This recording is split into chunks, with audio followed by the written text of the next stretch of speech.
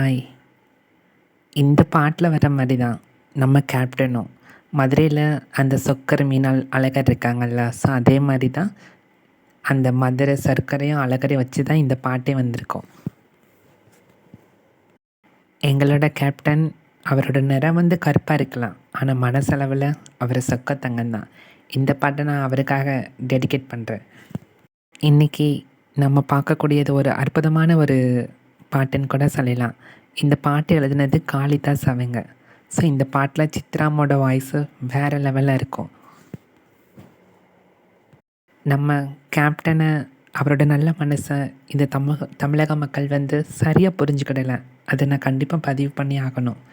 எங்களோட கேப்டன் வந்து இன்னைக்குள்ள என்றைக்குமே ஒரு மன்னவர் தான். ராமர் என்ன, தர்மர் என்ன, என் மாமன் மனசு தங்கம்தான் அப்படின்னு நம்ம ரேவதி அம்மா விஜயகாந்த் சாரை பற்றி படிப்பாங்க. இது விஜயகாந்துக்கு எழுதின வரி மாதிரியே இருக்கும். ராமர் என்ன, தர்மர் என்ன, என் மாமன் மனசு தங்கம்தான். எனக்கும் வரப்போகிற மாமா வந்து இப்படித்தான் ஆடியில் செய்தி சொல்லணும், ஆவணியில் தேதி வச்சணும். அப்படி தேதி வச்சதுக்கப்புறம்தான் கல்யாணங்கிறது நடக்கணும். எனக்கும் ஆசை இருக்குது. ஒரு நல்ல கணவன் கணவன் வந்து ஒரு பொண்ணுக்கு அமைஞ்சிட்டா அதை விட சந்தோஷம் வேறு எதுவுமே கிடையாது. அப்படிப்பட்டவங்களுக்கு இந்த பாட்டை நான் வந்து டெடிகேட் பண்ணுறேன். சித்ராமோட குரலுக்கு இந்த பாட்டில் நாங்கள் அடிமைன்னு கூட சொல்லலாம். ஒரு உயர்ந்த மனைவி தன் கணவன் மேலே எவ்வளோ அன்பு பாசம் இருந்தால் அந்த குணம் மூலயமா அந்த கணவருக்கு என் கணவர் எப்படிப்பட்டவர் அப்படின்னு இந்த பாட்டால் வெளிப்படுத்துவாங்க. என்ன பாட்டுன்னு பார்க்குறீங்களா? நீங்கள் வந்து என்னாசி மச்சான் படம் பார்த்துருக்கீங்களா? அந்த என்னாசி மச்சானில் ஆடியில் செய்தி சொல்லி ஆவணியில் தேதி வச்ச செய்தி சொன்ன மன்னவர் தான் எங்கள் விஜயகாந்த். அவரை பாட்டு தான் இன்றைக்கி நம்ம பார்க்க போகிறோம்.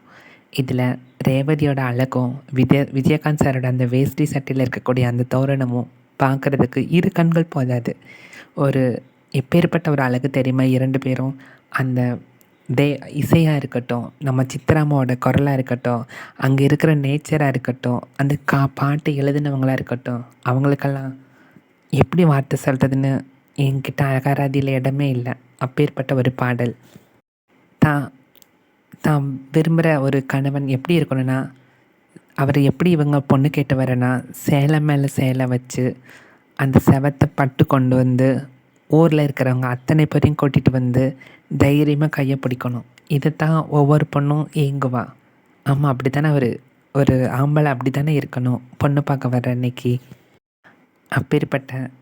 அப்பேற்பட்ட மாமா வந்து பொண்ணு பார்க்க வரும்போது ஒரு சிங்கம் போல் அந்த வீரபாண்டி தேர் எப்படி இருக்கும், அந்த தேரில் ஒரு சிங்கம் வந்து எப்படி இருக்கும், அப்படி நடந்து வரணும்.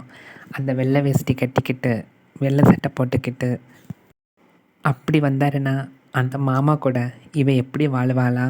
பூவு கூட நார் எப்படி இருக்கும்? ஸோ அதே மாதிரி பூவும் நாரும் நம்மளால் பிரிக்க முடியாது. பிரிச்சுட்டா பூ கட்ட முடியாது. அதே மாதிரி தான் பூமி கூட நீர் இல்லைன்னா பூமியில் நம்ம வாழ முடியுமா? முடியாது.